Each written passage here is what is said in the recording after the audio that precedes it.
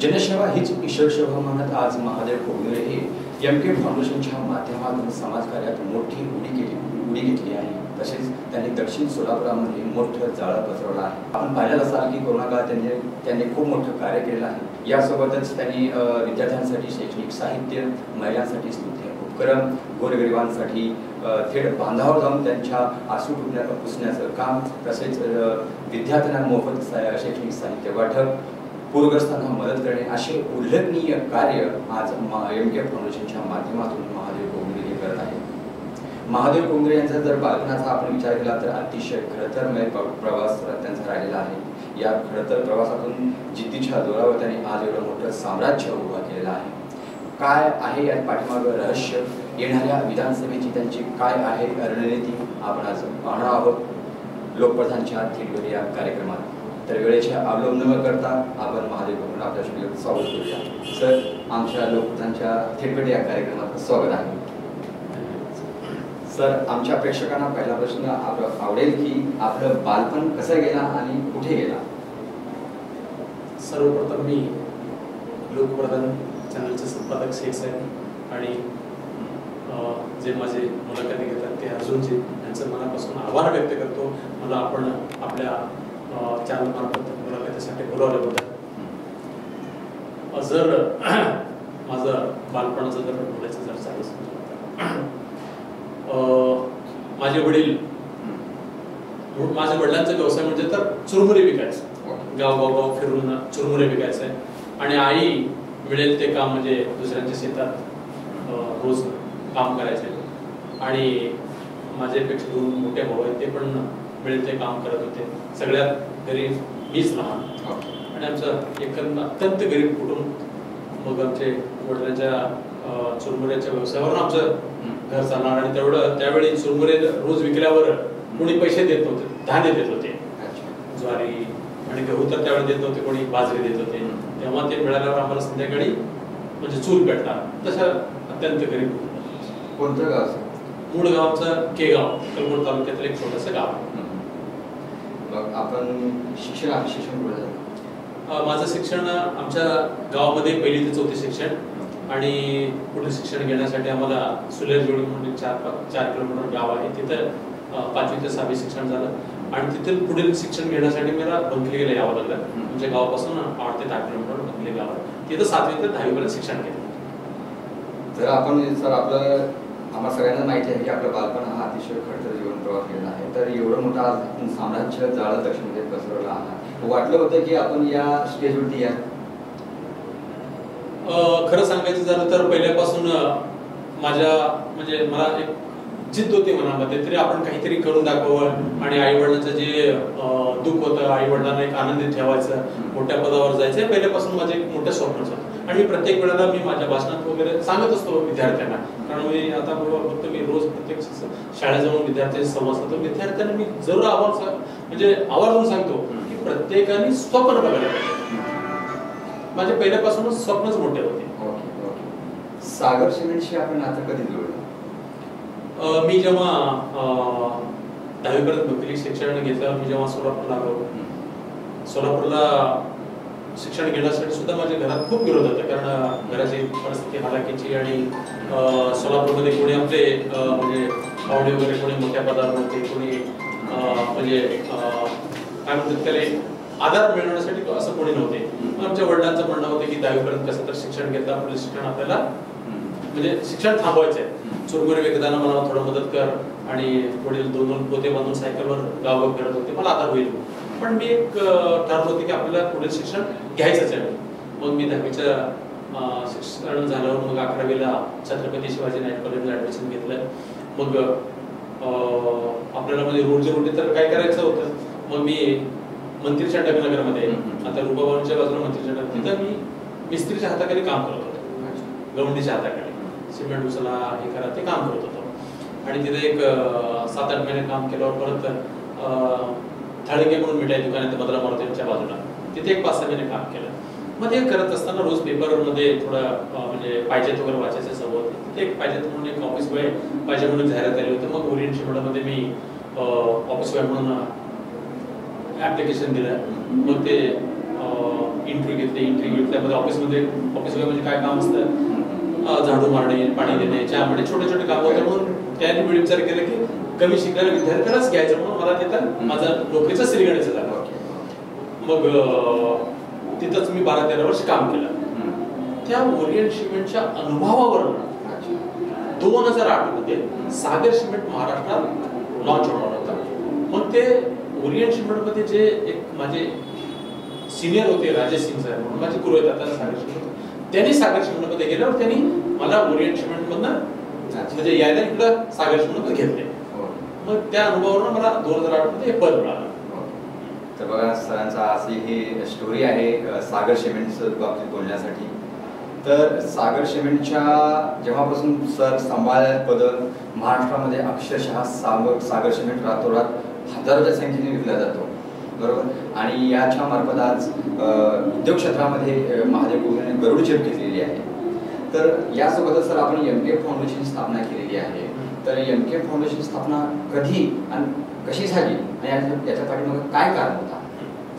तर मी लहानपणापासून म्हणजे शिक्षण घेत असताना कधी अंगावर कपडे भेटलेले आणि शिक्षण घेण्यासाठी म्हणजे वह्या लागतात. मला एक वह्यामध्ये म्हणजे अर्धा इतिहास, अर्धा भूगोल असं करून शिकायचं होतं. मग वह्या मिळत नव्हते आणि पायी चालत होतो. आणि कधी कधी भूतले शिकत असताना कधी कधी आम्ही लवकर आलो तर डबा येत नव्हता, असं समस्या होते.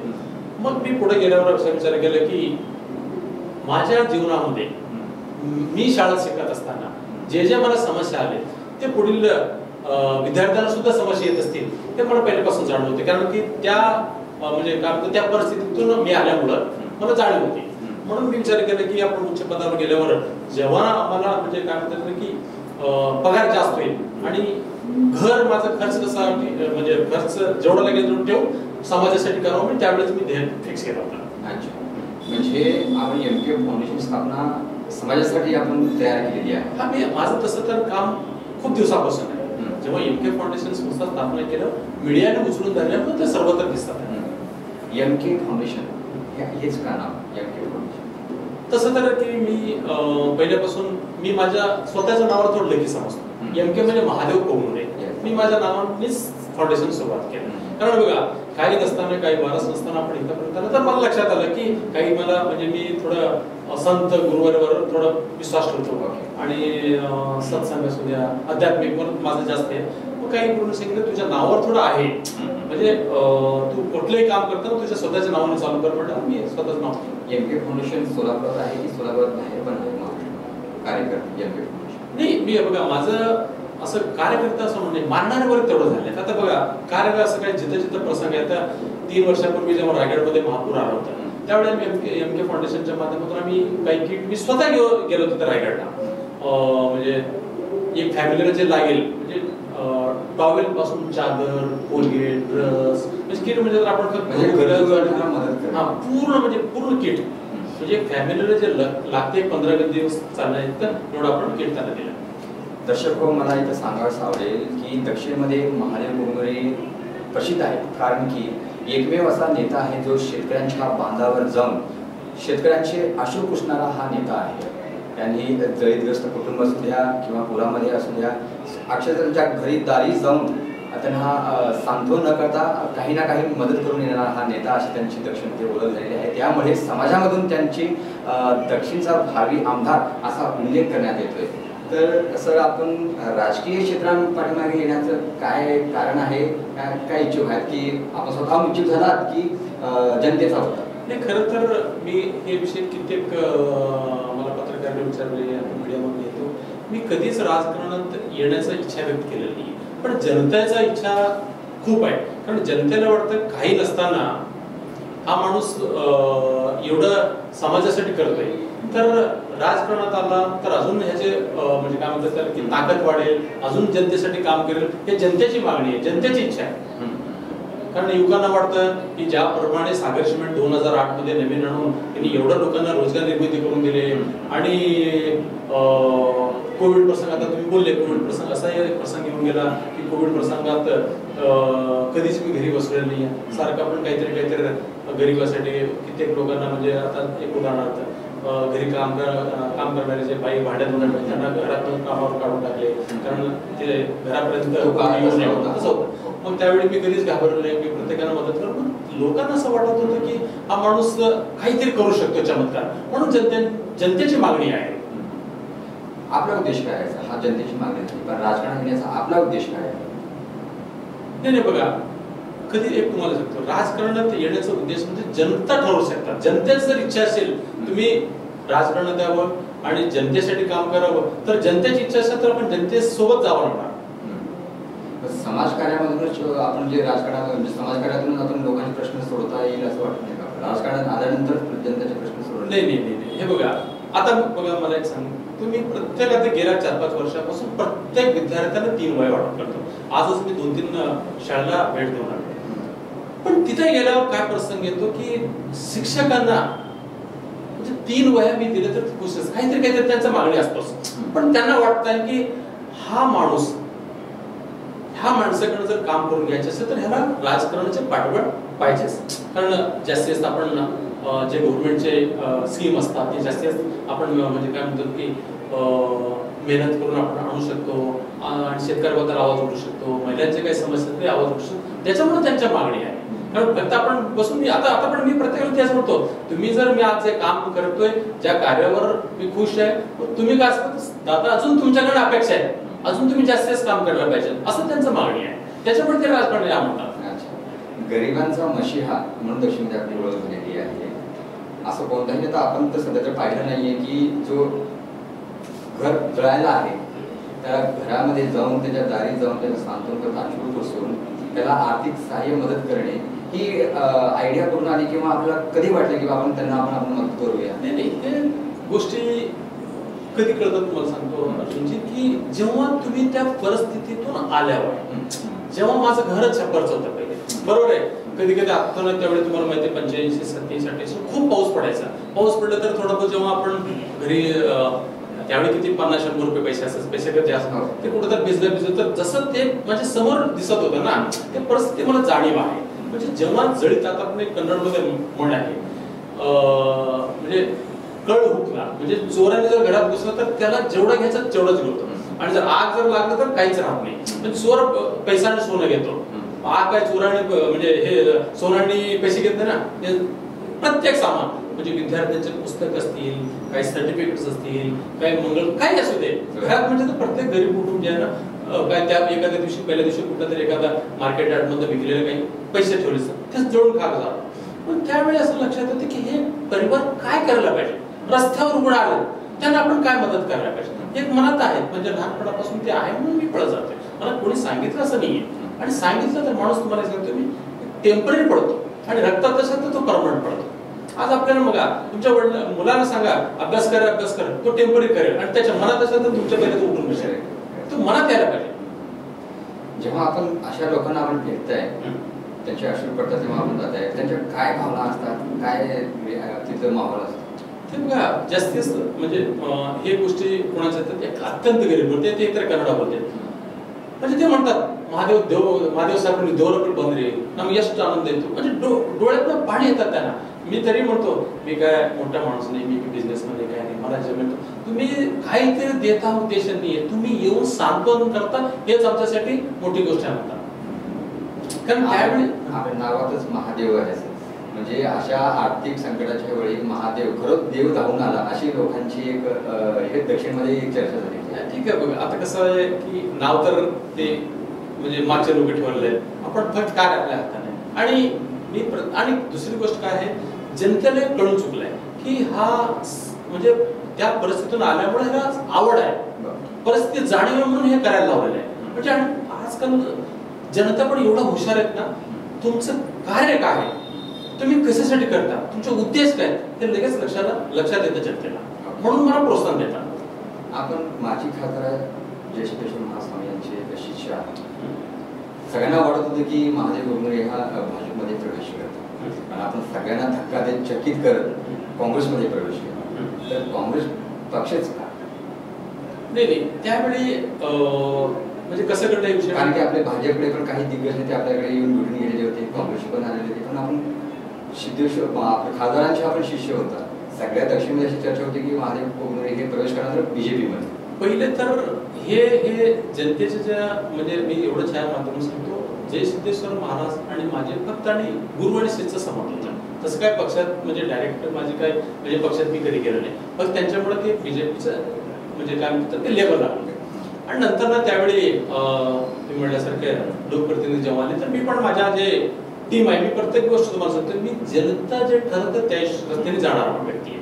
मग माझ्या टीमशी एकदम संवाद साधला की आपण काय करायला पाहिजे. मग सगळ्यांचं मत आलं की आपण काँग्रेस सोबत झालं पाहिजे. असं त्यांना काय वाटतं मला माहित नाही. मग तरी म्हटलं ठीक आहे, त्याचा आपण काँग्रेस प्रवेश करूया, आपल्याला काहीतरी म्हणजे पुढे चांगली संधी मिळतील असं त्यांना वाटत असेल, म्हणून ते मला रस्ता दाखवला. मग मी प्रवेश केला. याचा फळ आपल्याला भेटेल असं वाटतं काँग्रेसमध्ये प्रवेश करून. हे बघा, आता माझ्या पाठीशी जे मारणारा वर्ग आहे त्यांनी रस्ता दाखवले, बरोबर आहे. आता त्यांनी पण विचार करतील आणि पक्ष पण विचार नक्की करतील, एवढं मी आम्ही जनतेवर आणि देवावर विश्वास ठेवूनच आपण चालवतो. पण नक्की मला विश्वास आहे, मला न्याय मिळेल. मध्यंतरी लोकसभेची निवडणूक झाली, प्रणिताई खासदारसाठी उभ्या होत्या आणि त्यापूर्वीच आपण काँग्रेसमध्ये प्रवेश केलात आणि आपल्या पायगुणाने दक्षिणमध्ये 9,000 मताधिक्याने ताईंना लीड मिळालं. हे एक पायगुणच आहे आणि तशी चर्चा पण आहे. आणि आता सध्या दक्षिणमध्ये आपण उमेदवार म्हणून आहात, तर दक्षिणची जनता आपल्या पाठीमागे आहे असं वाटतं? नाही, बघा की आता तुम्ही म्हणले पायगुण म्हणा, आता मी मगाशी म्हणले की नावात, या सगळ्या गोष्टी काय घडून आलेल्या, बरोबर आहे.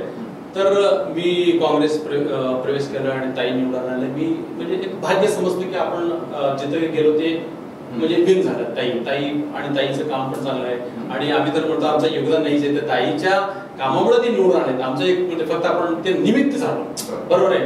आणि फक्त मी दरवेळेला मी प्रत्येक माझ्या भाषणामध्ये सुद्धा मुलाखती एक असतो की जनतेच्या शब्दावर आणि जनतेवर विश्वास ठेवून आणि देवावर विश्वास ठेवून चालणारा माणूस. आता पुढे काय होईल ते जनता ठरवते. आपण सध्या अशी पण चर्चा चालू आहे की आपण सुशीलकुमार शिंदे यांचे एकदम कनिष्ठ जवळचे विश्वासू मित्र झालात.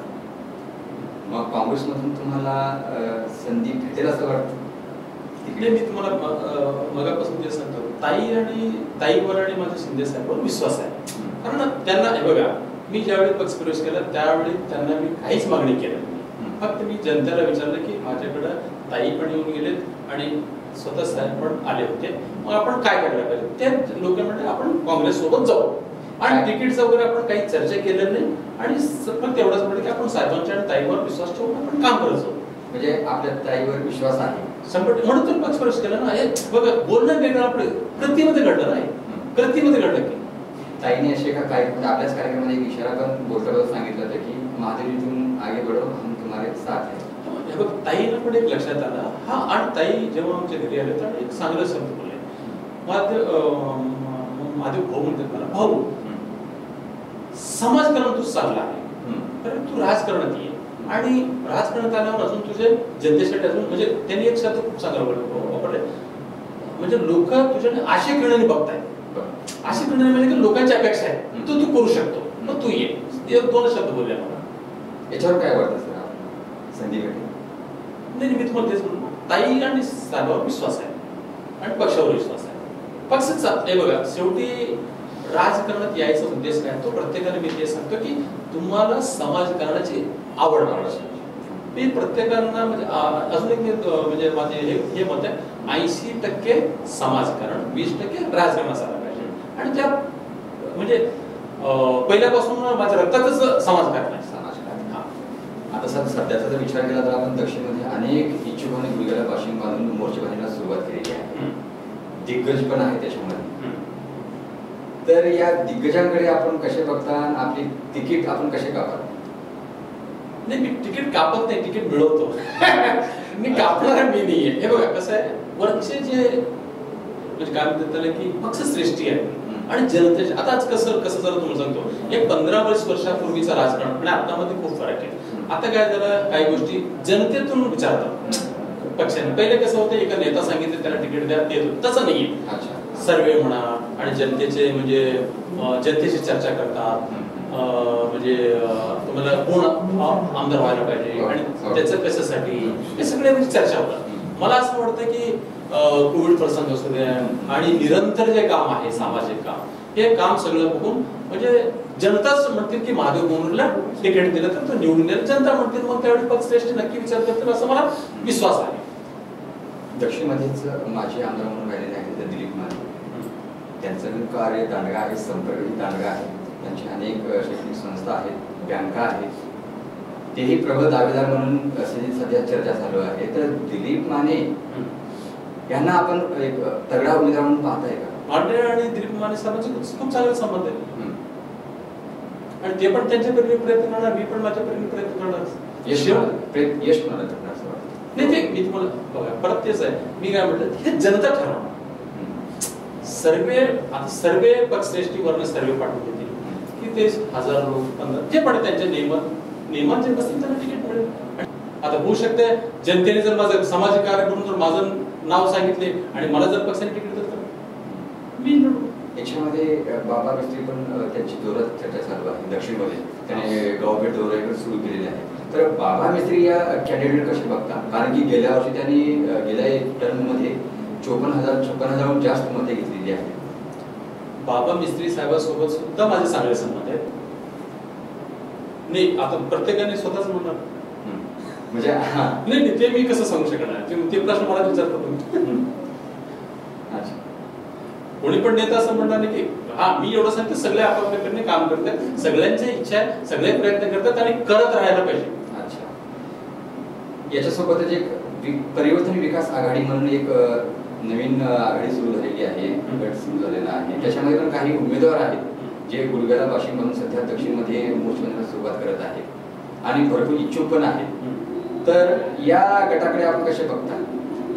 पहिली गोष्ट परिवर्तन याचा अर्थ बदल घडवणे. त्यांना त्यांच्या म्हणजे जेव्हा ते संघटना स्थापना केली त्यांना काय वाटतं की आता जे प्रस्थापित आहेत त्यांना नको आहे नवीन, ते त्यांनी म्हणजे काय बेसवर संघटना स्थापन केली ते त्यांनाच माहिती आहे. परिवर्तन आता एवढंच आहे की ठीक आहे सगळीकडे परिवर्तन पाहिजे जनतेचं मत आहे. त्यांना वाटत असेल की नवीन उमेदवार यायला पाहिजेत आणि नवीन दर निवडलं पाहिजे असं त्यांचं मत असेल. सेसिल हातुरे यांचा नाव समोर येतं. नाही ते मला माहित नाही, जे गोष्टी माझ्या कानावर नाही ते मी सांगू शकतो. पण परिवर्तनचा अर्थ याचा आहे की नवीन उमेदवार बसायला पाहिजे आणि प्रत्येकाला वाटतं तिथून उमेदवार आला तर आपली भूमिका काय आहे, स्वागत कराल?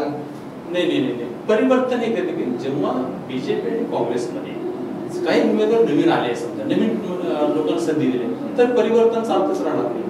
म्हणजे परिवर्तन त्यावेळी विचार करतील ना, म्हणजे आता आहे ते जुने लोक आहेत त्यांना जर तिकीट मिळालं समजा मग त्यावेळेला जनतेच्या मध्ये परिवर्तन घडावं म्हणून मग त्यावेळेला त्यांचा विचार केला जाईल.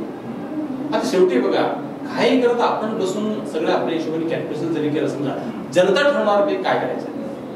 एक प्रश्न राहील सर माझा, आता एवढे इच्छुक आहेत दक्षिणमध्ये जवळजवळ 20हून जास्त इच्छुक उमेदवार गेलेले आहेत, तर याच्यामध्ये बंडखोरी करून कोण बंडखोरी करेल कोण पाठीमागे काय असं वाटतं तुम्हाला? त्यांच्या ताकदीप्रमाणे त्यांच्या जन्मतप्रमाणे आज मी काम करतोय बरोबर आहे. आता माझे पण मानणारे वर्ग खूप आहे.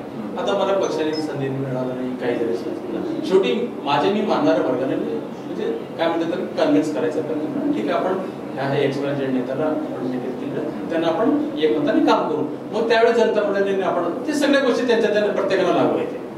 मार्ग फॉर्म्युले संतोष पवार यांनी 20 तारखेला भूमिका स्पष्ट करणार आहे दक्षिणमधून कोणत्या पक्षातून आपण थांबणार या कॅन्डिडेटकडे आपण कसे बघतो? नाही संतोष पवार साहेब एकदम व्यक्ती म्हणून खूप चांगले आहेत आणि आपण कुठेतरी कार्यक्रमात वगैरे भेटतो. त्यांनी पण त्यांच्या प्रमाणे म्हणजे काय म्हणतात त्याला की संघटना वाढवू लागले जनतेशी गाठीभेटी वाढवल्या पण त्यांच्या भूमिका काय असणार आहे ते त्यांनी ठरवू शकतात आणि त्यांचं जर कुठल्या तरी एका पक्षाची जर चर्चा चालू असेल ते गुप्तच असणार ना शेवटी 20 तारखेलाच कळेल. आता तुम्ही सांगायला पाहिजे हा पक्ष जाणार आहे म्हणून. जर काँग्रेस पक्षामध्ये प्रवेश करायचा स्वागत करा 100%. हे बघा काँग्रेस पक्ष हा महादेव बोंगरेचा नाही, पक्ष श्रेष्ठ ठरवतील ना. जनता जर म्हणली आपल्याला नाही साहेब आपण अपक्ष लढायचं त्यावेळेस ठरवणार ते काळ आणि वेळ. असं कशाला बोलायचं? होऊ शकते तिकीटच आपल्याला मिळालं तर आपण कशाला बोलायचं? हे शेवटी असं झालं तर काय आहे अपेक्षित तयारी आहे अपक्ष नाही मी पक्ष प्रवेश माझं किती तासात झालं? 4 तासात पक्ष प्रवेश केला. मी कोणाशी चर्चा केलं? जनतेशी संवाद साधला. पण त्यावेळी पण मी जनतेशी संवाद साधणार ना. म्हणजे जनता जर म्हणली अपक्ष लढण्यासाठी तयार, सर आपलं तिकीट नाही भेटली पण आता आपल्याला अपक्ष लढायचं आहे. नाही, मी त्यावेळी त्यांना समजावून सांगायचा प्रयत्न करणार. पक्षाने दिलेलं पक्ष आपण नक्की विचार करतो पूर्ण काहीतरी आपण तसं करायला नाही पाहिजे. त्यावेळी परिस्थितीनुसार ते विचार करायचा. आज अजून 2 महिने पुढे आहेत, 2 महिन्याचं आता बोलणं योग्य वाटतं. आता काँग्रेसमध्ये दक्षिणमध्ये इच्छुकांची गर्दी पाहून काँग्रेसमध्येही वरिष्ठांची डोकेदुखी वाढलेली आहे. असं पण चर्चा चालू आहे की या सगळ्या गटबाजीला कंटाळून किंवा दिग्गजांना आपण नाराज कसं करायचं म्हणून ते उद्धव गटाला जागा सोडतील दक्षिणमधून, अशी पण चर्चा चालू आहे. अमर पाटलांना जागा सोडतील दक्षिणमधून. नाही, ह्या मताला मी तर ठाम आहे की ठीक आहे, आमचे पक्षश्रेष्ठी खूप अनुभव आहेत, ते बरोबर मार्ग काढतील. पण 100% मला विश्वास आहे की हे जे सीट आहे काँग्रेसकडेच राहणार. मी एवढं म्हणजे एवढं तर मला विश्वास आहे. जर अनाधाराने गेली तर अमर पाटलांना उद्धव ठाकरेंना जागा सोडली तर आपण त्यावेळी तर सुद्धा आमच्या पक्षश्रेष्ठींना आम्हाला तर म्हणजे समजावून म्हणजे काहीतरी न्याय द्यावाच होणार. जेवढे या पक्षामध्ये काम करतात सगळे नेते, त्यांना ते दोन्ही आपलेच आहेत ना, त्यांना दिले तरी समजावून सांगावंच होणार आहे. तिथे महादेव कोगनोरे थोडं निराश नाही होणार, पुन्हा ताकदीने लढणार. महादेव कोगनोरेचा विषय येत नाही. MK फाउंडेशन म्हणा, तर मला मानणारे जो वर्ग आहे त्यांचा विषय येतो. मग आपण त्या विषयात जसं आता तुम्ही म्हणले की तिकीट मिळालं तर जसं समजून तसं आपल्या लोकांना समजून सांगायचा प्रयत्न करू. दक्षिणमध्ये सर्वात मोठी समस्या कोणती आहे असं वाटतं सध्याच्या घडीला? सध्याच्या समस्या जर म्हणलं तर युवकांना रोजगार. आता एकतर MIDCचा जे विषय प्रलंबित आहे आणि तुम्हाला आता मी मगाशी पण बोलताना बोललो मी की काही नसताना 2008 मध्ये जेव्हा मी सागर सिमेंट महाराष्ट्रात आलो, ते म्हणजे काय म्हणतात की युवकांना रोजगार निर्मिती म्हणून दिला. असं लोकांना वाटतं की हा माणूस काहीतरी करू शकतो. तसंच आता काही इकडचं आता मी जेव्हा मतदारसंघात फिरतो, युवक म्हणतात की आता पुण्याला वगैरे मी जेव्हा कंपनीच्या कामाला भेटतात गाडीमध्ये वगैरे, साहेब नमस्कार, साहेब आम्ही इकडे येतो, तुम्ही अजून एखादे उद्योग आणला तर आम्ही म्हणजे आम्हाला हाताला काय मिळेल म्हणतात. शेवटी बघा काही गोष्टी काही बंधनं येतात. मी माझ्याकडून आतापर्यंत काम केलं, पुढे पण करणारच आहे. MIDC साठी एक उद्योग आणायचं आहे डोक्यात आहे. आणि सगळ्यात महत्वाचं म्हणजे शेतकरीचा विषय, पाण्याचा असू दे, आणि आपले जे MIDC भागात वगैरे अजून सुखसुविधा जसं काही तसं नाही आहे, आणि अंतर्गत रोडचं पण समस्या आहेत.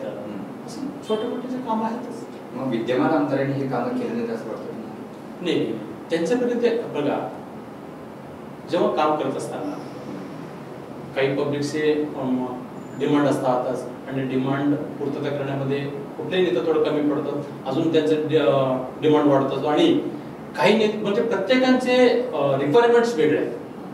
आता त्यांच्याकडनं म्हणजे सध्याचे जे आमदार आहेत त्यांच्याकडनं त्यांना काय पाहिजे ते मिळत नसेल, आणि जे कामं झाले ते आमच्याकडे येतात. आता मी कालच इकडे ह्याला वास्तुशांतीला गेलो होतो, तिकडे अजून रोड वगैरे झाले सिटीमध्ये सुद्धा. काही तिथं नागरिक सांगतात अजून तिकडे रोड झालेले बघा, सिटीमध्ये असं परिस्थिती सांगतात. सुभाष देशमुख यांचं कार्य कसं वाटतं दक्षिणमध्ये? त्यांना टक्कर देण्यासाठी कोणता उमेदवार तगडा लागेल असं वाटतं काँग्रेस पक्षामधून? कोण झटका देईल? नाही, हे बघा म्हणजे आता ते पक्षश्रेष्ठी ठरवलं कोण तगडा आहे. आपण म्हणजे मी आणि तुम्ही ठरवू शकत नाही. परिवर्तन होईल असं वाटतं दक्षिणमध्ये? आता सगळीकडे बघूला सगळीकडे परिवर्तन होईल. जसं लोकसभा झाला या सगळीकडेच पडणार असं वाटतं देशमुख? नाही, नवीन येणार म्हणलं, पडणार म्हणलं नाही, परिवर्तन होईल. मध्यंतरी काँग्रेस पक्षाने BJPवर खूप आक्षेप घेतला होता की चिमणी पार्टी विमान सेवा काही सुरू होणार नाही. पण आता 2-3 महिन्यात त्याचे उद्घाटन पण होणार आहे, विमान सेवा पण उडणार आहे. काय वाटतं, BJPने सक्सेस करून दाखवलं जे आम्ही मोदी हे तर मुमकिन आहे जसं म्हणतात, सक्सेस झालं BJPने करून दाखवलं? नाही बघा, एकतर गेल्या वर्षीच चालू व्हायला पाहिजे तर एवढा विसर झाला. अजून ज्यावेळी उडणार त्यावेळी बसल्यावर आपण त्यावर चर्चा करू. म्हणजे आपले विश्वास नाही आहे? नाही, विश्वास नाही असं म्हणले, पण त्यावेळी म्हणजे चर्चा केलेलं बरं आहे. आपल्या विरोधकांना काय सांगा? नाही म्हणजे विरोधात म्हणजे कोण म्हणतात, म्हणजे विरोधक आपले जे विरोधक जे बोलतात म्हणजे असतातच, आपण व्यक्ती आहात, कार्य करतात, कोण टीका टिप्पणी करणार नाही. पण मला एक सांगा, म्हणजे मी कधी तर कोणाला तर टीका केलो का? आपण नाही करत, पण ते लोक करत असतील कशामुळे करतात? आता परवा दिवशी मी एक चॅनलमध्ये बघितलं की त्याच्यात म्हणजे असं दाखवलं की माझ्या नावाने त्यांना राजकारणाचा अनुभव नाही आहे, बरं समाजकारण चांगलं करतात. मी एवढंच ह्या माध्यमातून म्हणजे आपल्या चॅनलच्या माध्यमातून एवढाच प्रश्न करतो, राजकारण आणि समाजकारण काय म्हणजे काय? राजकारणात तुम्हाला कशाला जायचं, म्हणजे कशामुळे जायचं राजकारणात? मला हे प्रश्न विचारायचे. मी त्यांना पत्रकार म्हणून तुम्हाला विचारणार की त्यांनी टाकलेत ना की राजकारणाचा अनुभव नाही म्हणून, तुम्हाला विचारतो मी, राजकारणात यायचा अर्थ म्हणजे समाजकारण करण्यासाठीच करेक्ट. मग ते राजकारण येत नाही असं त्यांनी कसं बोलले? मी त्यांना प्रश्न विचारायचे, जे म्हणजे माझ्याबद्दल पॉईंट टाकले ना त्यांनाच. मी तर असं म्हणतो, ज्यांना समाजकारण करण्याचे अनुभव आहे तोच राजकारण करू शकतो. माझा उलटा सवाल आहे, कारण तुम्ही राजकारणात येताय कशाला, इथून सुरुवात आहे माझा. तुम्हाला समाजामध्ये समाजासाठी काय लागणार आहे हेच तुम्हाला माहित नाही, तर तुम्ही राजकारणात येताय कशाला? जेव्हा तुम्हाला समाजामध्ये गरज काय आहे, गरीब विद्यार्थ्यांचे काय तळमळ आहे, महिलांच्या काय समस्या आहेत, युवकाच्या काय समस्या आहेत, जेव्हा तुम्हाला समजेल त्यावेळी तुम्ही राजकारणात येऊन त्या मार्गी लावू शकता. आतापर्यंतचे जे राजकीय नेते आहेत त्यांना हे पॉईंट समजले नाही असं वाटतं का? नाही, मी राजकारण लोकांचं कोणाचं बोललेलं नाही. आता ते तुमच्या मीडियाचा प्रश्न विचारला, तुमचे कोणीतरी बोललेला प्रश्न विचारला. समजा सर आपण आमदार झाला तर पहिला असा कोणता प्रश्न आहे सोलापूरचा की आपण विधानसभेत मांडणार? ते पहिल्या माझं तेच मिळवलं नाही. एक तर MIDCचा जो म्हणजे काय म्हणतात MIDC आणायचं जो आहे त्या माध्यमातून थोड्या युवकांना संधी मिळवून द्यावा हे काय, आणि खूप काही म्हणजे कामं आहे आपल्या मतदारसंघामध्ये जिथे जर थोडं पाण्याची समस्या आहे, पाण्याचं शेतकऱ्यासाठी जे काय म्हणतात की माल साठवून करण्यासाठी गोडाऊन्स पण बांधायचे, तर खूप काही आहेत माझ्याकडे, आहेत लिस्ट. म्हणजे आपण त्या पदावर गेल्यावरच करू शकणार आहे.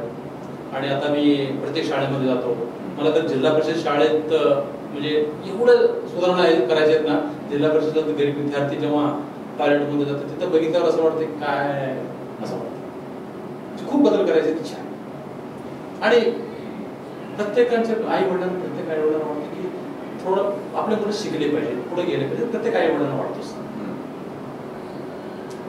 आपला अन्नदाता हा शेतकरी म्हणून ओळखला जातो, तर आपण जर आमदार झाला तर विधानसभेत शेतकऱ्यांसाठी काय योजना आणणार किंवा काय त्यांच्यासाठी काय प्लॅन आहे का? तर तेच म्हणतो, आता काही शेतकऱ्यांची पीक जेव्हा म्हणजे काढतात, आता ऊस तर काय ऊस झालं की लगेच काढतात, दुसरे जे पीक असतात म्हणजे द्राक्ष सगळे जे आहेत ना, मग ह्यांना काय वाटतं की ह्यांच्याकडे माल ठेवण्यासाठी गोडाऊन असतात, शेतातलं पीक काढे लगेच मार्केटला विकायला घेऊन जातात, त्यावेळी रेट खाली असून ते साठवतात. त्यासाठी आपण जर यांच्यासाठी वेअर हाऊसेस वगैरे बांधून ठेवलं जातात, मग ते काय होते तिथं साठवण करतील, ज्यावेळी रेट वाढतील त्यावेळी ते विकू शकतात, मग त्यांना पैसे मिळू शकतात. असे काही आहेत गोष्टी. म्हणजे शेतकऱ्यांना कशा पद्धतीने इन्कम वाढवून मिळेल, कशा पद्धतीने त्यांना म्हणजे शेतीला पाणी मिळेल, हे सगळं अभ्यास करत राहणार. दक्षिणमध्ये सर लिंगायत समाज, धनगर समाज हा खूप मोठ्या प्रमाणात आहे आणि तो समाज 80% जर भाजपशी कनेक्टेड आहे आणि आपण काँग्रेसमध्ये प्रवेश केला, त्याचा येणाऱ्या काळात इफेक्ट पडेल असं वाटतं? ते बघा, विधानसभा व्यक्तीवर होत,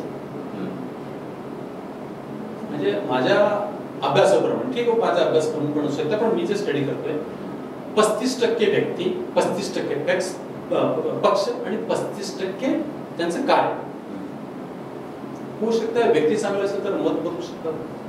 मग तसं जर आपण म्हणलं तर गेल्या वेळेला BJP सीट्स यायला पाहिजे होतं, व्यक्ती बदलल्यामुळे वोटिंग बदललं, व्यक्ती पण काय नव्हतं.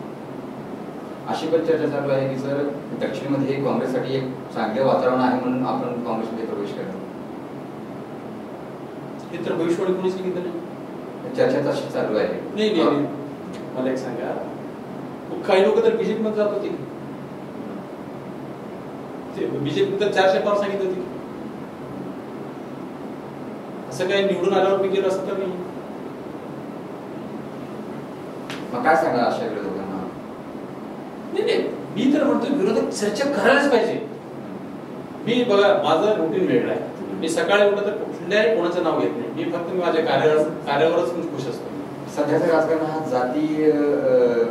जातीवरती निर्माण झालेला असं वाटतं का? जातीवर चालतं समाजामध्ये निर्माण करण्याचं राजकारण आहे चालू आहे असं वाटतं? हे बघा, प्रत्येकाचं राजकारण करण्याची पद्धत वेगळी आहे. मला तर असं वाटतं की स्त्री आणि पुरुष दोनच आहात. मी तसं त्या पद्धतीने काम करतो. सर्व धर्म समभाव. आपण कामावर बोलायचं, जातीवर बोलायचं नाही.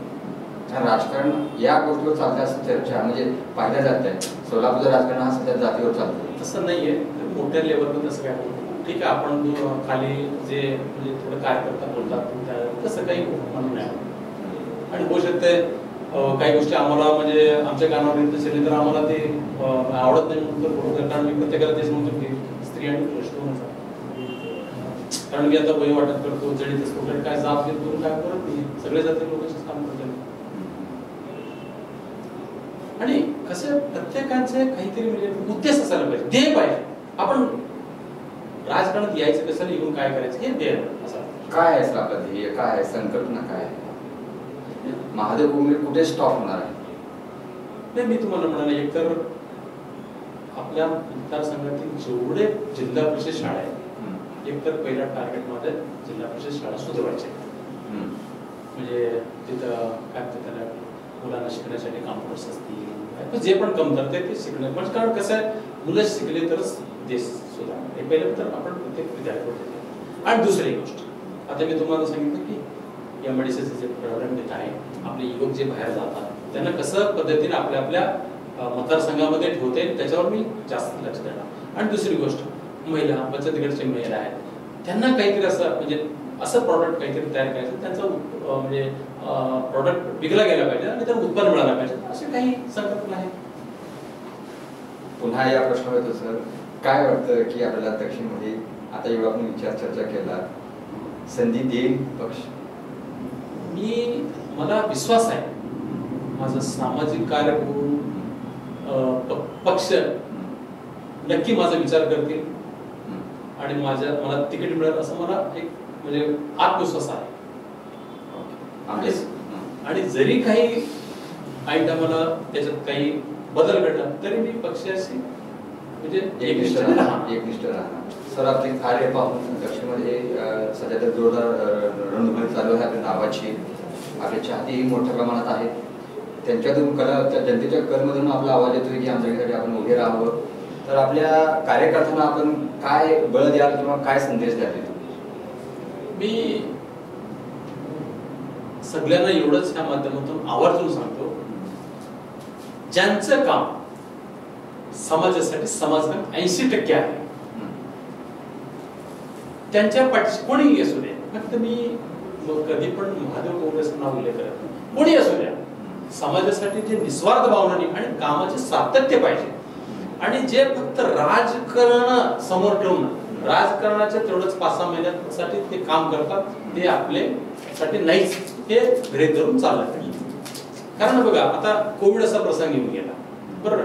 कोविड मध्ये खूप काही नेते बाहेर पडलेच नाही, बरोबर आहे. आणि असा प्रसंग तर तुम्ही जर जनतेच्या अडचणी दूर करण्यासाठी नाही तर जनतेच्या सोबत नसेल तर मग आपण आम्हाला निवडून द्या म्हणण्याचं कसं हक्क आहे सांगा मला. आपल्या परीने काय करायला पाहिजे. आणि सगळ्यात विषय तुम्हाला सांगतो म्हणजे आता मी गेल्या कित्येक वर्षापासून निरंतर गरीब विद्यार्थी, जिल्हा परिषद विद्यार्थी शिकवून वय वाटप करत असतो. काही लोकांना वयाच्या पण टिंगर उडवतात. आणि वयाच्या महादेव काँग्रेसचे टिंगर उडवत नाही तुम्ही, गरीबांचे टिंगर उडवता. वय आपण कोणाला वाटप करतोय? ज्यांना आवश्यक आहे जिल्हा परिषद शाळेत शिकणारे गरीब विद्यार्थ्यांना वाटप करतो. मला तर असं वाटतं की तुम्ही म्हणजे कुठं आपण टिंगर उडवला पाहिजे, कोणाचे हे करायला पाहिजे, हे पण म्हणजे आपण स्वतःला विचार करायला पाहिजे. कारण आपण जनतेशी टिंगर उडवलं त्यांचं ते आव्हान राहिला विरोधकांना, बरोबर. कारण मला असं वाटतं की आपल्या भागात आता हे बघा, तुमचे पण मुलं आहेत, कुठे ना कुठे शिकतातच ना. आता ठीक आहे, तुम्ही जे बोलतात तुमची मुलं होऊ शकते मोठ्या संस्थात असतील, पण गरीब विद्यार्थी त्यांच्या पालकांना 3 वया म्हटलं तरी खूप मोठी गोष्ट आहे. पण तुम्हाला उलट मी तर म्हणतो की तुम्ही मला फोन करून धन्यवाद मागायला पाहिजे, महादेव तू अजून कर, आम्ही तुमच्या पाठीशी आहे. मला खूप लोक बोलतात की असं ठीक आहे, मग जेवढं ते बोलते तेवढं मी जास्त काम करू लागलो. कारण मला सगळ्यात महत्वाचं की विद्यार्थ्यांच्या चेहऱ्यावर जे आनंद बघतो त्यावेळेस मला खूप म्हणजे एकदम उत्साह, म्हणजे मनात अजून काम करायला. आता पण किती सायकली वाटत झाले? खूप अंक सांगू शकत नाही. अरे पण माझ्याकडे आहे माझं काम तुम्हाला सांगतो, जे गुप्त आहे गुप्त आहे, जे दिसते ते दिसते. आपण प्रत्येक काही गोष्ट व्यापक करण्याचं काही कारण हे बघा, जनतेतून काही नसताना जेव्हा तुमची आई नाहीये, वडील नाहीये, राजकारणात कोणी म्हणजे उच्च पदावर नाही, जनता जेव्हा आमदार नाव ठेवू शकतात तर काहीतरी काम आहे म्हणून ठेवतात. पैसे असेल तर मग मोठमोठे बिझनेसमॅन सगळे आमदार होऊन गेले असते. कार्य आहे म्हणून तर आमदार. मध्यंतरी सर आपला मुलाचा बर्थडे वाढदिवस आपण अनाथ आश्रमामध्ये जाऊन प्रत्येक वर्षी कारण मला त्याच्यात आनंद मिळतो. पण गरीब जे अनाथ मुलं त्याचं मी तर मला तेच म्हणतो, मला अजून एक चांगलं तुम्ही आठवण करून दिलं. मला एक स्वप्न आहे, माझं एक स्वप्न आहे, एक 500 जे गरीब अनाथ मुलं आहेत त्यांच्यासाठी अनाथ आश्रम, त्यांचं पूर्ण शिक्षणाचं राहण्याचं सगळं खर्च उचलायचं माझं एक संकल्पना आहे. ते देवाच्या आणि जनतेच्या आशीर्वादाने म्हणजे आशीर्वाद असेल तर नक्की पूर्ण होईल. एवढं छान. कुठं जात? सोलापूर शहरामध्ये होईल की दक्षिण भागामध्ये होईल? दक्षिण भागात.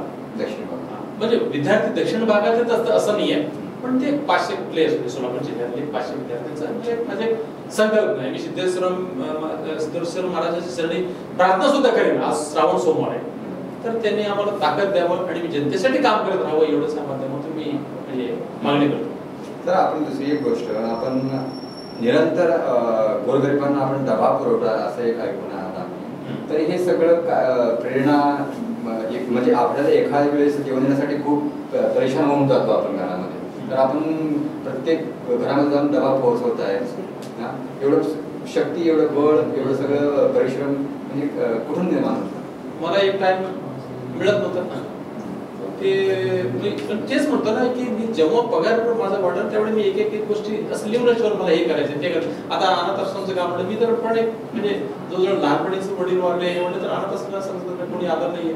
त्या डब्यामध्ये काय असतं जेव्हा आपण थोडंसं त्याच्यामध्ये कोणते राहतात?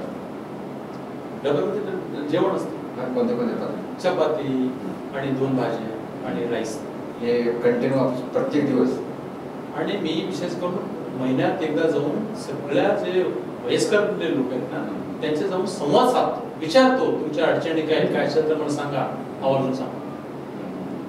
काय सांगतात तेव्हा जेव्हा आपण घरातून जातो, त्यांची भावना काय असतात? डोळ्यात पाणी तर बाजूला घेऊन बसवतात आणि बोलतात, आमचे मुलं पण आम्हाला बघितले तुम्ही एवढं बघता, चांगली गोष्ट. आता मला एक तुम्हाला सांगतो, आता अनाथ मुलं सांगतो, आता आपण राजकारण हेतू घेऊन जर अनाथ मुलं काय वोटिंग आहेत त्या प्रत्येकाने वोटरच्या हिशोबाने काम करतात. ह्याला काम केलं तर ह्याला मदत केली तर तो आपल्याला काय करतो, गिव्ह अँड टेक मला मॅटर. पण तसं मी कधीच विचार केला नाही. मग तसं तर रायगडला कशाला गेलंच नाही, मग कसं तुम्हाला पडलं ना. पण राजकारण माझ्या डोक्यातच नाहीये. जनता म्हणतात की तुम्ही यायला पाहिजे आणि जनता कुठल्याही गोष्टी मागणी करतात त्यावेळी कुठल्याही गोष्ट थांबत नाही असा मला विश्वास आहे. शुभेच्छा आहेत सर आमच्या तुमच्या पुढील वाटचालीस. तुम्ही वेळ दिलात, खूप खूप धन्यवाद. आणि इथेच आमच्या थेट भेट कार्यक्रमात तुम्ही आलात, मनसोक्तपणे बोललात, त्याबद्दल खूप खूप आभारी आहे. धन्यवाद. भेटूया पुढच्या अशाच कर्तृत्ववान धैर्यशील नेतृत्वाला लोकप्रधानच्या थेट भेट या कार्यक्रमात. पाहत राहा लोकप्रधान न्यूज सोलापूर.